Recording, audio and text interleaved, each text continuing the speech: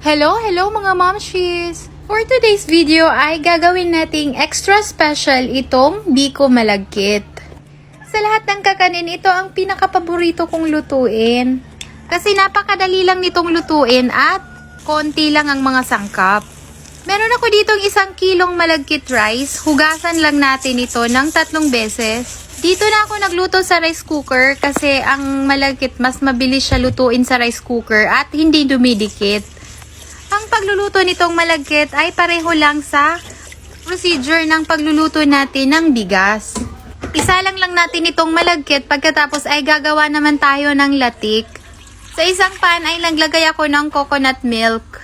Pakuluan lang natin ito. Ang apoy dito ay naka-high heat dapat. Continue lang sa pagluluto hanggang sa mag-golden brown itong ating latik. At this time ay dapat naka-low heat lang itong apoy natin para hindi masunog itong ating latik. Kapag ganito na ang kulay ay okay na ito. Tanggalin sa apoy at i-drain ang oil at i-set aside yung latik kasi gagamitin yan nating toppings mamaya sa ating biko. Ngayon naman ay lulutuin na natin ang biko. In a pan, naglagay lang ako ng coconut milk. Itong biko, pag mas maraming gata, mas masarap siya.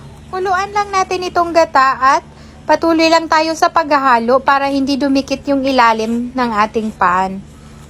Ang apoy dito ay nakalagay sa high heat.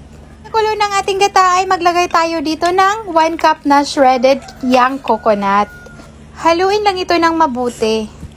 Nag-grate pala ako dito ng luya. Ilagay na natin yung ating ginayat na luya.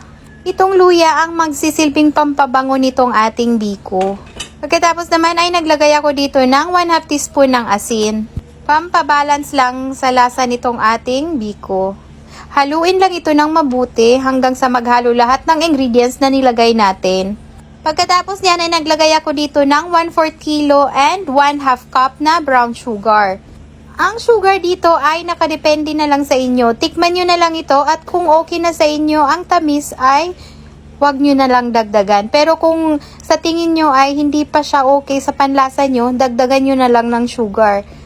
Pero para sa akin, itong 1/4 and 1/2 cup na brown sugar ay tamang-tama lang dito sa ating 1 kilo na malagkit. Continue lang tayo sa paghahalo hanggang sa mag-evaporate ng konti itong ating liquid. Kapag ganito na ay maglagay na tayo nitong ating cook na malagkit rice. Ilagay lahat yung rice dito sa ating gata mixture. Ilagay nyo ang apoy dito sa low heat para hindi masunog yung ilalim ng ating biko. Halo-haluin itong mabuti hanggang sa ma-absorb ng malagkit itong ating gata mixture.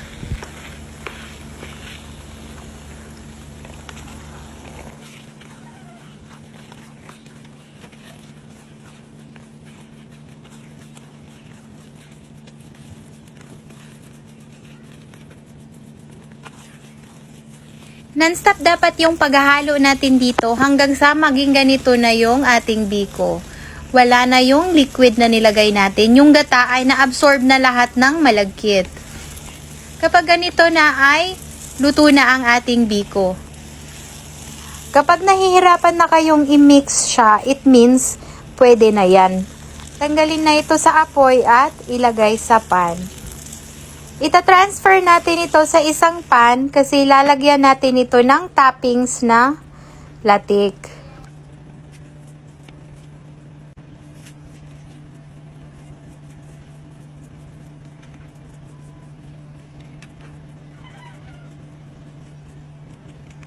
Pagkatapos natin i-flatten itong ating biko ay ilagay natin yung niluto nating latik kanina.